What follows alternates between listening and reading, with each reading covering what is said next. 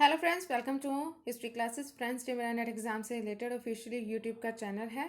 और फ्रेंड्स, यहाँ पर हम जो नेट एग्ज़ाम के सिलेबस के अकॉर्डिंग प्रिपरेशन कर रहे हैं। तो फ्रेंड्स, आज जो टॉपिक आपको प्रोवाइड करवाने जा रही हूँ, ये भी मॉडर्न हिस्ट्री से ही रिलेटेड है, जिसमें हमने जो एजुकेशन सिस्टम था उसके बारे में जान रहे थे। तो दो वीडियो मैंने अपलोड की है, जैसे कि जिसमें हमने स्वतंत्रता के पहले और स्वतंत्रता के बाद जो एजुकेशन जो कमीशन इस्टेब्लिश किए गए थे, जो जो पॉलिसी सिफारिशें दी गई थी, उसके बारे में हमने जाना है। तो आज भी हम जो न्यू एजुकेशन पॉलिसी जो 2020 की थी, उसमें क्या क्या चेंजेस किए गए थे उसके बारे में जानेंगे। वो चीज़ें आपको यहाँ पर प्रोवाइड करवाऊंगी, क्योंकि क्वेश्चंस आते हैं, पूछे जा रहे हैं। तो इसीलिए सभी के बारे में जानकारी होनी बहुत ही ज़रूरी है। और उसके पहले, अगर आप मेरे इस चैनल के साथ न्यू हैं तो प्लीज़ सब्सक्राइब ज़रूर कर लेना, बेल आइकन को दबा लेना, नोटिफिकेशन टाइम पर मिलता रहेगा आपको। और प्रिपरेशन बहुत ही अच्छे वे में आपकी होती रहेगी। अगर और डिटेल वाइज प्रिपरेशन करना चाहते हो तो नीचे दिए गए लिंक में जाकर आप अनअकैडमी पर आप देख सकते हो। वहाँ पर मैं एजुकेटर हूँ, वहाँ पर भी मेरे कोर्सेज अवेलेबल हैं, फ्री ऑफ कॉस्ट दिए गए हैं, with detail wise MCQ series है, तो फ्री ऑफ कॉस्ट है। तो आप अपना जो एग्ज़ाम है क्लियर कर सकते हो वहाँ पर जाकर, अगर आप डिटेल वाइज चीज़ें देखना चाहते हो। तो प्लीज़ यहाँ पर भी फॉलो कीजिएगा और वहाँ पर भी, अनअकैडमी पर भी। तो चलिए स्टार्ट करते हैं जो आज के हमारा टॉपिक है। जैसे कि पहले बताया गया है, तो फ्रेंड्स, ये कुछ एब्रीवेशंस हैं जो हायर एजुकेशंस में पूछे जाते हैं, एग्ज़ाम में आते हैं ये सभी चीज़ें। तो इसको खुद से ज़रूर पढ़ लीजिएगा। तो ये एब्रीवेशंस मैंने आपको यहाँ पर दी हैं, तो प्लीज़ इनको खुद से ज़रूर पढ़िएगा, क्योंकि जहाँ से आपके जो मार्क्स हैं वो 2 मार्क्स तो आप यहाँ से ले सकते हैं, क्योंकि एब्रीवेशंस आते हैं, एब्रीवेशंस पूछे जाते हैं, तो इम्पॉर्टेंट है, तो तभी आपको यहाँ पर प्रोवाइड करवाए गए हैं। तो ये सभी हैं, तो प्लीज़ एक बार खुद से पढ़ लीजिएगा, जा इसका स्क्रीनशॉट ज़रूर ले लीजिएगा। क्योंकि जो पेपर 1 है हमारा हायर एजुकेशन का, तो उसमें ऐसे ही सभी एब्रीवेशंस आते हैं, सभी पूछे जाते हैं, तो इम्पॉर्टेंट है, तो इसलिए कह रही हूँ।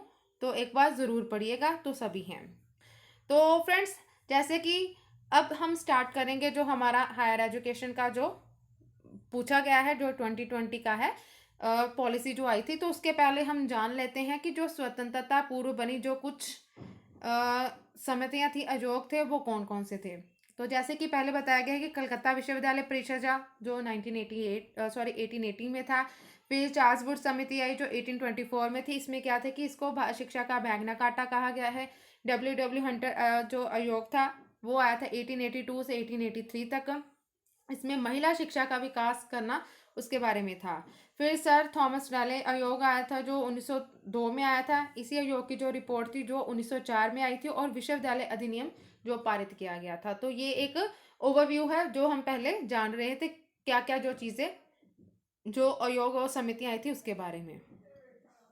आगे है एम ए सैंडलर आयोग जो 1917 में आया था। स्कूली शिक्षा को 12 वर्ष का जो सुझाव दिया गया था। फिर सर फिलिप हार्टॉग समिति थी जो साल 1929 में आई थी, और व्यावसायिक व औद्योगिक शिक्षा पर जोर दिया गया था। सर जॉन सार्जेंट समिति थी जिसमें कि साल 1944 में आई थी। 6 से 11 साल तक की उम्र के जो बच्चे हैं उनको निःशुल्क फ्री और अनिवार्य शिक्षा है उसकी बात कही गई थी इसमें। आगे आ जाता है भारतीय स्वतंत्रता के जो बाद बाद जो शिक्षा समिति और आयोग थे वो क्या कौन कौन से थे। डॉक्टर एस राधाकृष्णन आयोग जो 1948 में और 1948 और 49 में आया था। विश्वविद्यालय अनुदान आयोग जिसको कि यूजीसी की जो स्थापना वो की गई थी। मुदालिया आयोग जो 1952-53 जिसमें माध्यमिक शिक्षा थी उस पर ध्यान देने के लिए कहा गया, उसके लिए आयोग स्थापित किया गया था। फिर डी एस कोठारी की अध्यक्षता में 1964 में, जिसमें कि सामाजिक उत्तरदायित्व व नैतिक शिक्षा पर ध्यान दिया गया था। राष्ट्रीय शिक्षा नीति का पुनर्विचार किया था 1992 में। एक सजग और मानववादी समाज के लिए शिक्षा का इस्तेमाल, इसे आचार्य रामामूर्ति समिति भी कहा जाता है। और एम बी ब्रुच समिति जो 1989 में दूरस्थ शिक्षा माध्य पर बनी, ये पहली शिक्षा समिति थी। तो इम्पॉर्टेंट है फ्रेंड, इसको प्लीज नोट डाउन जरूर कर लीजिएगा जो जो चीजें आपको यहाँ पर बता रही हूँ। आगे है श्री राम रेड्डी समिति जो है ये 1992 में दूरस्थ शिक्षा पर केंद्र परामर्श समिति है। फिर प्रोफेसर जशपा समिति 1992 में आई सी। जिसमें क्या था कि बोझ मुक्त, बर्डन मुक्त जो शिक्षा की संकल्पना वो की गई थी। रामलाल पारेख समिति 1993 में, इसमें जो बीएड पत्राचार समिति वो, प्रोफेसर खेरमा लिंग दो समिति 1994 में प्रचार बीएड अवधि जो है 14 माह तक की गई थी इसमें। फिर प्रोफेसर आर टकवाले समिति 1995 में, जिसमें कि सेवारत अध्यापक जो थे पत्राचार से बीएड वो उनके लिए ये लेकर आए थे। आगे है राष्ट्रीय ज्ञान आयोग जो 2005 में आया था। ज्ञान आधारित समाज की संकल्पना व प्राथमिक स्तर से अंग्रेजी माध्यम में शिक्षा की अनिवार्य करने की जो सिफारिश वो की गई थी। फिर जस्टिस जे.एस. शर्मा जो वर्मा की समिति थी, साल 2012 में शिक्षा की जो क्षमता की समय समय पर जांच करना। फिर राष्ट्रीय शिक्षा नीति जो 2017 में आई थी कि राष्ट्रीय शिक्षा नीति मसौदा तैयार करने के लिए प्रख्यात अंतरिक्ष वैज्ञानिक और पद्म विभूषण डॉक्टर कस्तूरी रंगन की अध्यक्षता में 9 सदस्यीय समिति का जो गठन किया गया था। इसकी रिपोर्ट जून 2018 तक आने की उम्मीद जताई जा रही थी। तो ये जो चीज़ें थी जो हमने जाना है स्वतंत्रता के बाद और स्वतंत्रता के पहले की जो चीज़ें हैं उनके बारे में जाना है।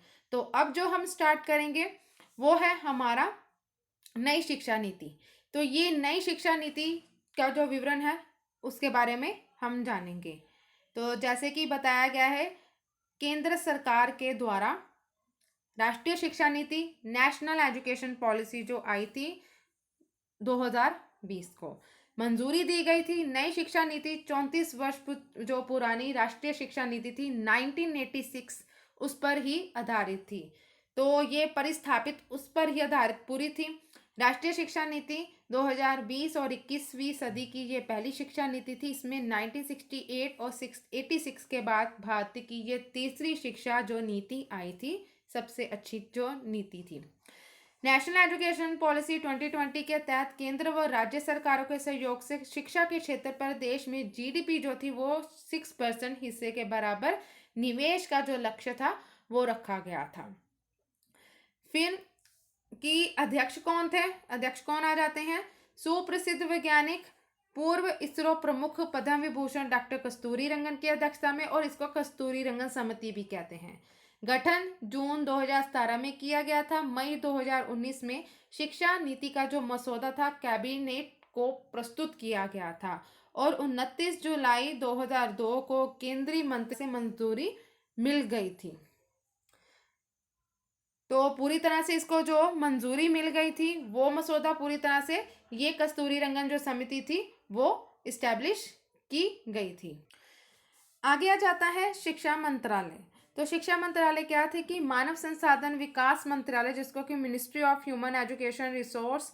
ह्यूमन रिसोर्स डेवलपमेंट का जो नाम था वो बदल कर क्या रख लिया गया, शिक्षा मंत्रालय के मिनिस्ट्री ऑफ एजुकेशन रखा गया था। 1985 में पहले ये मंत्रालय शिक्षा मंत्रालय था, तो पहले इसको मिनिस्ट्री ऑफ एजुकेशन ही कहते थे, लेकिन बाद में 85 में बदलकर मानव संसाधन विकास मंत्रालय की MHRD वो किया गया था। लेकिन अब फिर से नाम चेंज कर क्या रखा गया, मिनिस्ट्री ऑफ एजुकेशन। तो इसका नाम चेंज किया गया था। तो ये भी पूछा जा सकता है। तो 1885 में ही इसका नाम चेंज किया गया था। तो अब कब हुआ वो भी पूछा जा सकता है। फिर आगे आ जाता है कि राष्ट्रीय नीति 2020 के उद्देश्य क्या थे। राष्ट्रीय शिक्षा नीति 2020 का जो उद्देश्य था, शिक्षा की पहुंच, समानता, गुणवत्ता, वहीन्य शिक्षा और उत्तरदायित्व जैसे मुद्दों पर विशेष ध्यान देना था।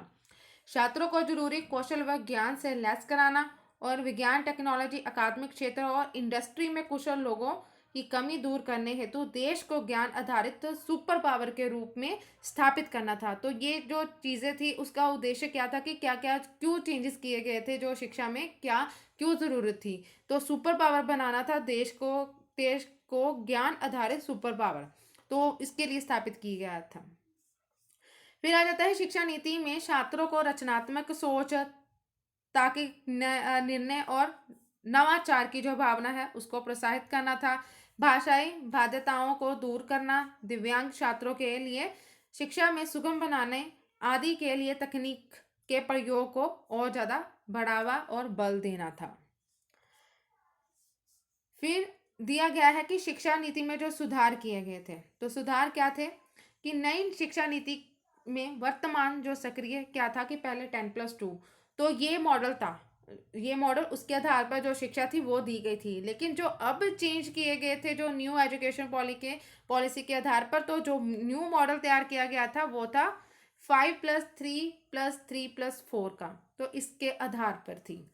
तो जैसे कि जान लेते हैं फॉर्मेट क्या था। ये जैसे कि बताया गया है कि 5, जिसमें कि फाउंडेशन स्टेज पहले आ जाती है। तो उसमें क्या था कि 3 से 6 वर्ष के बच्चे जो आंगनबाड़ी जो कक्षा स्तर आ जाता है वो, फिर फाउंडेशन स्टेज जो आ जाती है, फाउंडेशन स्टेज में ही 6 से 8 वर्ष के जो नर्सरी और प्री प्राइमरी के बच्चे, तो ये जैसे पहले 5 का जो फॉर्मूला है 5 साल, तो ये फिर आगे आ जाता है 3। 3 में क्या है कि प्राथमिक शिक्षा दी जानी चाहिए। इसमें जो आयु है 8 से 11 वर्ष के बच्चे हो और कक्षा 3 से 5 तक के जो स्तर के बच्चों को शिक्षा वो मुहैया करवाई जाए। फिर जो आ जाता है थर्ड मॉडल फिर है जिसमें कि मध्य स्तर आ जाता है, जिसमें कि 11 से 14 साल के जो बच्चे होंगे और 6 से 8 की जो कक्षा है, 6 से 8वीं क्लास के बच्चे वहाँ पर शिक्षा हो, उसका फॉर्मेट है। और फिर फोर्थ आ जाता है अंतिम स्तर आ जाता है, इसमें 14 से 18 वर्ष के बच्चे और कक्षा 9 से 12 के बच्चे होंगे, 9th से 12वीं क्लास के बच्चे। तो ये फॉर्मेट है 5+3+3+4 का। तो इसका जैसे कि ये एक मॉडल है, इस प्रकार दिया गया है। तो ये पहले था, ये प्रीवियस अकेडमिक स्ट्रक्चर था, लेकिन जो अब है वो ये है। तो ये दिया गया है। तो ये डिफरेंस है पहले के बारे में और अब के बारे में। पहले था 10+2 का, लेकिन अब है 5+3+3+4 का। तो जैसे कि बताया गया है सुधार क्या क्या किए गए थे। तो जैसे कि सुधार के बारे में है कि उच्चतर शिक्षा संसाधनों को उच्च गुणवत्तापूर्ण शिक्षण, अनुसंधान और सामुदायिक भागीदारी उपलब्ध करवाने के लिए उच्च संसाधन संपन्न बहुविषयक संस्थानों में रूपांतरित किया जाए, कि अलग अलग बहुत सारे जो विषय हैं उसके आधार पर जो रूपांतरित करना। फिर पहले सरकारी स्कूलों में प्री स्कूलिंग नहीं होती थी, बच्चा 6 वर्ष की आयु से पढ़ना प्रारंभ करता था। लेकिन अब 3 वर्ष से ही शिक्षा जो है early childhood care and education, जिसको आंगनबाड़ी है, आंगनबाड़ी से मध्य से वो शिक्षा उनको दी जाएगी। कि पहले क्या होता था कि बच्चा जब पूरा 6 वर्ष का होता था तब उसको पढ़ाया जाता था, लेकिन अब क्या होगा कि तीसरी से ही उसको आंगनबाड़ी में डाल दिया जाएगा, कि उसको पहले से ही जो नॉलेज है वो दी जाएगी। तो वो फिर आ जाता है कि पहले जहाँ कक्षा 11 से विषय चुन सकते थे, अब छात्रों को 9वीं में ही वो अपने अलग अलग जो विषय चुनने की आज़ादी दी जाएगी। कक्षा 9 से 12 की पढ़ाई में किसी विषय के प्रति गहरी समझ तथा बच्चों की विश्लेषणात्मक क्षमता को बढ़ाकर जीवन में बड़े लक्ष्य निर्धारित करने के लिए प्रेरित किया जाएगा। कि वो अलग अलग तरह के अपने जो विषय हैं वो जिसमें उनकी रुचि है, तो वो पहले से ही लेकर उनको और ज़्यादा डेवलप किया जाएगा बच्चों को वो। फिर 10वीं से 12वीं के बोर्ड परीक्षा में बदलाव कर अब वर्ष में 2 बार जो सेमेस्टर प्रणाली है उसको लागू किया जाएगा। ऑब्जेक्टिव होंगे और सब्जेक्टिव, तो 2 टाइप के जो परीक्षा का फॉर्मेट है वो आयोजित किया जाएगा। एक ऑब्जेक्टिव टाइप की टिक करेक्ट होंगे एमसीक्यूज, और दूसरा होगा सब्जेक्टिव टाइप जो लॉन्ग जैसे आम नॉर्मल एग्जाम होते हैं वो। तो दो आधार पर जो है वो परीक्षा ली जाएगी। फिर नेशनल एजुकेशन पॉलिसी जो 2020 के तहत मिड डे मील के साथ नाश्ता देने की भी जो बात की गई है। सुबह के समय पोषक नाश्ता अधिक मेहनत वाले विषयों की पढ़ाई में लाभकारी हो सकता है। पता नहीं देंगे कि नहीं देंगे, लेकिन ये भी प्रावधान उन्होंने दिया है कि मिड डे मील और नाश्ता भी देंगे, इसकी भी बात कही गई है। आगे आ जाता है हायर एजुकेशन।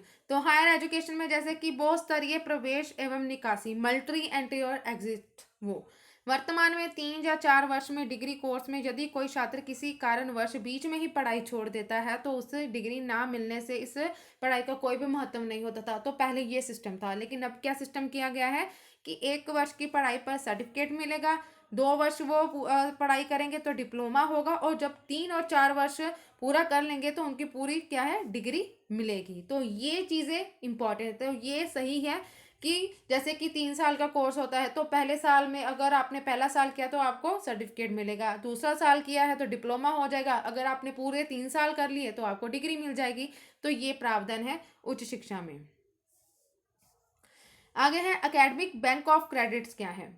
तो इसमें क्या था कि इसमें विभिन्न उच्च शिक्षण संस्थानों को प्राप्त अंकों व क्रेडिट को डिजिटल रूप में, जो क्रेडिट्स मिलेंगे डिजिटल रूप में सुरक्षित रखे जाएंगे और अलग अलग संस्थानों में छात्रों के प्रदर्शन के आधार पर ही उनका जो प्रमाण पत्र है वो उनको दिया जाएगा। जो छात्र हायर एजुकेशन में ना जाना चाहता हो उनके लिए ग्रेजुएशन डिग्री 3 साल की, और किंतु शोध अध्ययन करने वाले जो होंगे उनकी ग्रेजुएशन डिग्री 4 साल की होगी। जो शोध करना, रिसर्च वगैरह करना चाहते हैं, पीएचडी, तो 4 साल की होती, तो वो पोस्ट ग्रेजुएशन कोर्स में 1 साल बाद पढ़ाई छोड़ने का भी विकल्प रहेगा। 5 साल का संयुक्त ग्रेजुएशन मास्टर कोर्स भी लाया जाएगा। तो ये चेंजेस है एकेडमिक बैंक ऑफ क्रेडिट्स के आधार पर दिए गए हैं। फिर आगे आ जाता है कॉमन कैट का, जो आ जाता है कॉमन एडमिशन टेस्ट जो है कैट का। इसमें क्या है कि उच्च शिक्षण संस्थानों में प्रवेश के लिए कॉमन एग्जाम होंगी, जिसे कि राष्ट्रीय परीक्षा एजेंसी करवाएगी। संस्था के लिए ये प्रवेश एग्जाम अनिवार्य नहीं होंगे। तो जैसे कि जरूरी नहीं है कि प्रवेश परीक्षा करवाई जाएंगी, अगर कोई करवाना चाहता है तो वो है। केंद्रीय विश्वविद्यालय, राज्य विद्यालय, डीम्ड विश्वविद्यालय, प्राइवेट विश्वविद्यालय के लिए अलग अलग नियम है। अब सबके लिए एक समान नियम है, लेकिन पहले सबके अलग अलग होते थे, अपने रूल होते थे, लेकिन अब सबके क्या होंगे, एक ही रूल होगा सब पर। केंद्र में भी एक होगा, राज्य में भी वही रूल होगा, और डीम्ड और प्राइवेट में भी। तो ये है नियम। फिर आगे आ जाता है अंतर्राष्ट्रीयकरण। क्या था कि भारत में सर्वश्रेष्ठ विश्वविद्यालयों को अपने परिसर अन्य देशों में स्थापित करने के लिए प्रोत्साहित किया जाएगा। साथ ही विश्व के जो चुनिंदा विश्वविद्यालय होंगे वो भारत में आकर संचालित करने की अनुमति उनको दी जाएगी। कितने? 100। तो ये अंतर्राष्ट्रीयकरण जो किया गया है।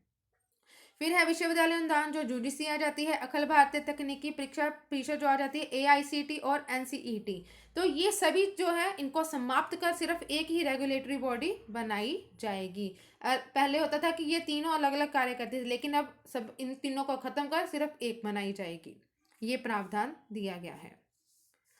आगे आ जाता है शिक्षा से संबंध में सुधार। क्या आ जाते हैं कि नेशनल मैट्रिंग प्लान क्या है, मैट्रिंग, जिसमें कि शिक्षकों का जो अध्ययन किया जाएगा, जो शिक्षक हैं उनको भी जो है डेवलप किया जाएगा। वो शिक्षकों को प्रभावकारी व पारदर्शी प्रक्रियाओं के जरिए भर्ती किया जाएगा। पदोन्नति भी अब योग्यता के आधार पर ही उनको मिलेगी, कि जो योग्य होगा उनकी, जैसे कि टेस्ट वगैरह होते हैं, उनके लिए भी चीज़ें लाई जाएंगी, उसके आधार पर ही उनको क्या है कि जॉब वगैरह दी जाएगी, उनका जो पद है वो ऊंचा किया जाएगा। शिक्षकों के लिए राष्ट्रीय अध्यापक शिक्षा परिषद द्वारा वर्ष 2022 तक राष्ट्रीय प्रोफेशनल मानक एनपीएसटी को तैयार किया जाएगा। तो ये प्रावधान है शिक्षकों के लिए भी। प्रत्येक स्कूल में शिक्षण छात्रों का अनुपात है जो पीटीआर कितना होगा, 30:1 से कम हो, तथा सामाजिक आर्थिक रूप से वंचित बच्चों के लिए जो अधिकता वाले क्षेत्रों में स्कूल का ये अनुपात 25:1 से कम हो। तो ये पीटीआर जो है वो शिक्षक छात्रों का जो अनुपात है तो 30:1, और जो जहाँ पर जो आर्थिक रूप से वंचित बच्चे हैं उनको पढ़ाने के लिए जो स्कूल है उनमें अनुपात 25:1 होगा। तो ये दिया गया है। आगे है प्रवेश जो परीक्षा आ जाती है, उसमें क्या क्या चेंजेस है कि प्रत्येक शिक्षक से अपेक्षित तो होगा कि वह स्वयं व्यावसायिक शिक्षा, पेशे से संबंधित आधुनिक विचार, नवाचार और खुद में सुधार करने के लिए स्व इच्छा से प्रत्येक वर्ष 50 घंटे के स्तर पर व्यावसायिक विकास का जो कार्यक्रम है उसमें हिस्सा ले। फिर शिक्षकों को गैर शिक्षण गतिविधियां, जो कि जटिल प्रशासनिक कार्य जैसे कि मिड डे मील से संबंधित कार्यों में भी शामिल न करने का सुझाव वो दिया गया। फिर सीसीई जो कि है अर्ली केयर चाइल्डहुड जो एजुकेशन है, उसमें शिक्षकों को प्रशिक्षित करने के लिए एनसीईआरटी द्वारा 6 महीने जो आंगनबाड़ी कर्मचारी 10+2 का जो अधिक योग्यता एवं 1 वर्ष का जो डिप्लोमा कार्यक्रम है वो कराया जाएगा। तो ये है कि 6 माह और 1 वर्ष के लिए जो डिप्लोमा होगा जो शिक्षकों के प्रशिक्षण के लिए एनसीईआरटी के द्वारा। राष्ट्रीय अध्यापन शिक्षा परिषद जो है एनसीईआरटी के परामर्श के आधार पर अध्यापक शिक्षा हेतु राष्ट्रीय जो पाठ्यचर्या की जो रूपरेखा, जिसको कि national curriculum framework for teaching education, उसका जो विकास है वो किया जाएगा। फिर आ जाता है कि वर्ष 2030 तक जो शिक्षण कार्य है इसके लिए न्यूनतम जो डिग्री योग्यता है वो 4 वर्षीय बीएड डिग्री का होना अनिवार्य होगा। तो बीएड जो है वो 4 वर्ष की 2030 तक वो की जाएगी। तो ये है शिक्षा में एजुकेशन पॉलिसी में जो चेंजेस किए गए थे। फिर आ जाता है कि संविदा शिक्षा रखने की बजाय नियमित शिक्षा भर्ती करने पर भी जोर वो दिया गया है। जैसे कि ये तो हमने दोनों पढ़ ही लिया, लेकिन ये है कि संविदा शिक्षक रखने की बजाय नियमित शिक्षा भर्ती करने पर जोर दिया गया है कि जो शिक्षक हैं उनको अनिवार्य करना।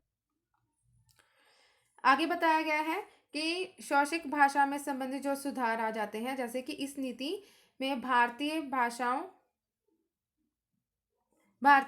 में पढ़ाने के महत्व को रेखांकित किया गया। इसमें 3 भाषाई फार्मूला यानी कि हिंदी, अंग्रेजी और स्थानीय भाषाओं में पढ़ाई करवाई जाएगी कि 3 भाषाओं में ही जो पढ़ाई होगी वो। फिर NEP 2020 के तहत की कक्षा जो है वो 5 की पढ़ाई मातृभाषा, स्थानीय व क्षेत्रीय भाषा में करवाई जाएगी, जिससे कि अंग्रेजी भाषा की अनिवार्यता जो है वो समाप्त हो जाएगी। फिर स्कूली व उच्च शिक्षा में छात्रों के लिए संस्कृत व अन्य प्राचीन भारतीय भाषाओं का विकल्प उपलब्ध होगा, परंतु किसी भी छात्र पर भाषा के चुनाव की जो थोपा नहीं जाएगा कि वो चुनाव जो है वो अपनी मर्जी से कर सकते हैं भाषा का वो।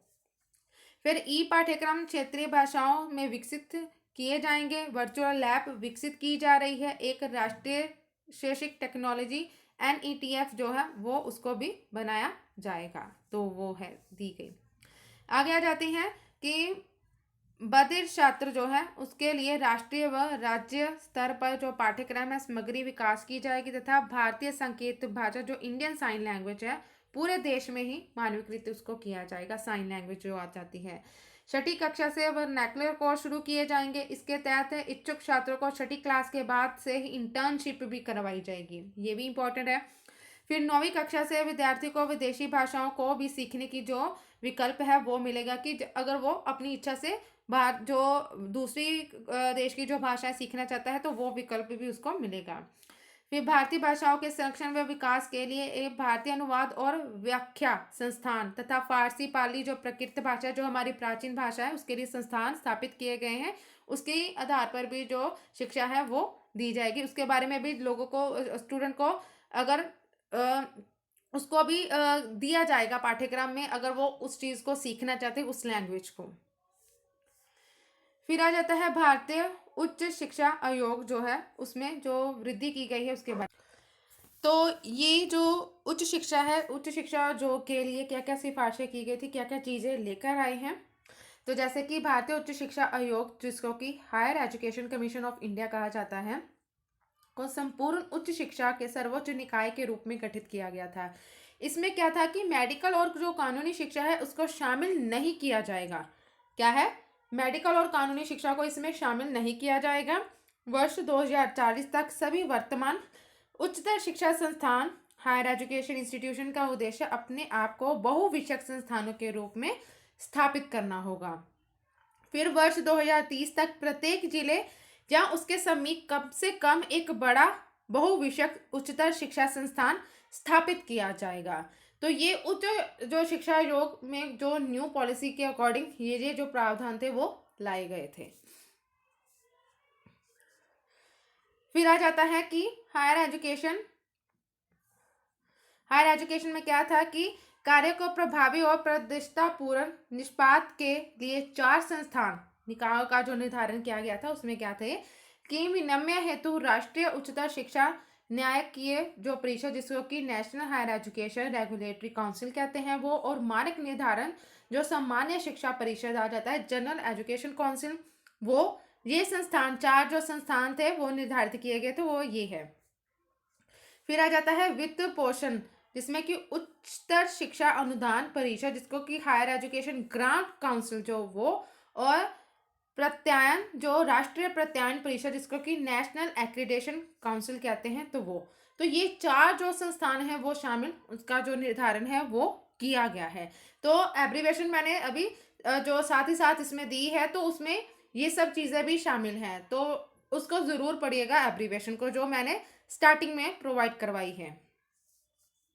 फिर आ जाता है अनुसंधान। अनुसंधान में क्या था कि नई शिक्षा नीति में एमफिल को समाप्त किया जाएगा। पीएचडी जो है ये 4 वर्षीय, ग्रेजुएशन फिर एमए, उसके बाद ये अनिवार्यता समाप्त कर दी जाएगी।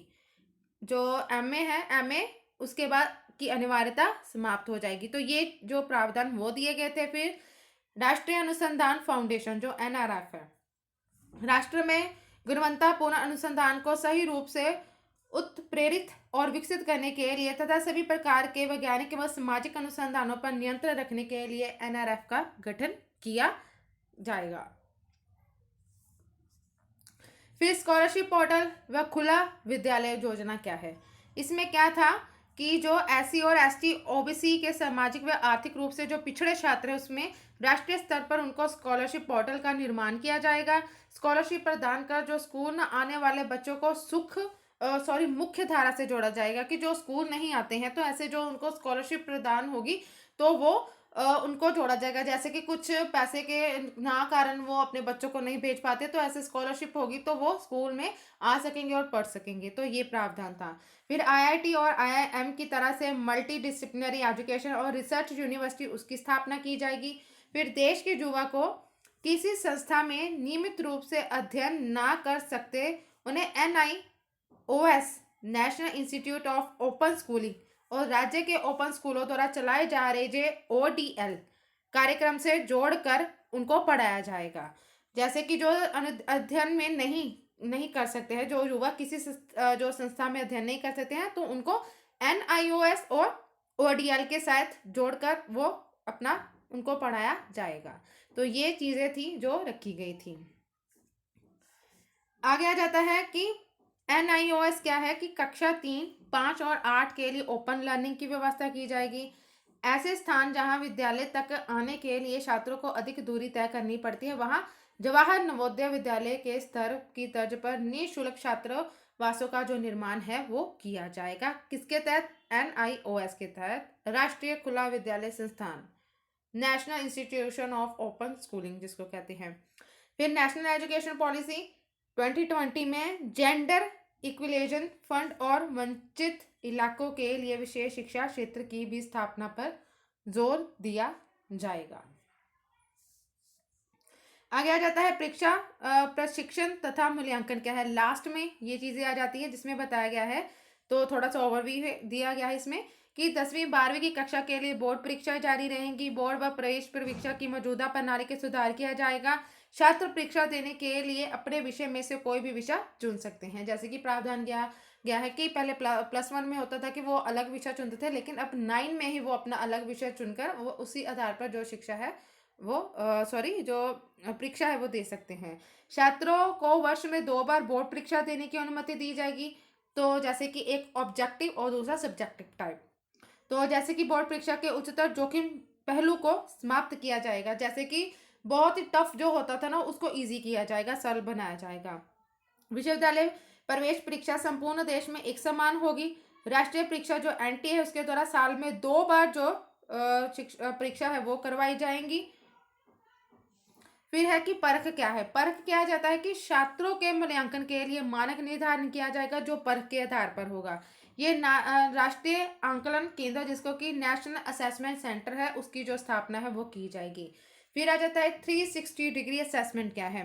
छात्र का रिपोर्ट का जो 360 डिग्री होगा उसके आधार पर उसका जो व्यवहार है अन्य पाठ्य जो सहगामी है उनके साथ और मानसिक क्षमताएं को ध्यान में रखते हुए ये पूरा तैयार किया जाएगा और मूल्यांकन छात्र, शिक्षक और सहपाठियों के द्वारा उसका किया जाएगा। तो पूरी 360 डेवलपमेंट, ओवरऑल डेवलपमेंट को देखकर ही जो है ये पूरा तैयार किया जाएगा। तो ये है रिपोर्ट कार्ड। तो फ्रेंड्स यही थे आज के कुछ टॉपिक जिसमें हमने जो 2020 की जो एजुकेशन पॉलिसी थी उसमें क्या क्या चेंजेस किए गए थे, क्या क्या नए चेंजेस लाए गए थे, तो उसके बारे में जाना है। तो होप आपको लेसन्स अच्छे लगेंगे। तो प्लीज़ लाइक कीजिए, कमेंट करके ज़रूर बताइएगा, शेयर करना मत भूलेगा और उसके पहले चैनल को सब्सक्राइब ज़रूर कर लीजिएगा। डिटेल वाइज देखना चाहते हो तो अनअकैडमी पर फॉलो कीजिएगा, लिंक आपको डिस्क्रिप्शन में मिल जाएगा। और वहाँ पर भी आप अगर रोज़ के रोज़ देखना चाहते हो तो वहाँ पर भी फॉलो ज़रूर कीजिएगा, वहाँ पर भी आपको नोटिफिकेशन मिलता रहेगा। तो ऐसे ही अपनी प्रिपरेशन करते रहिएगा और वीडियो देखने के लिए आप सभी का थैंक यू।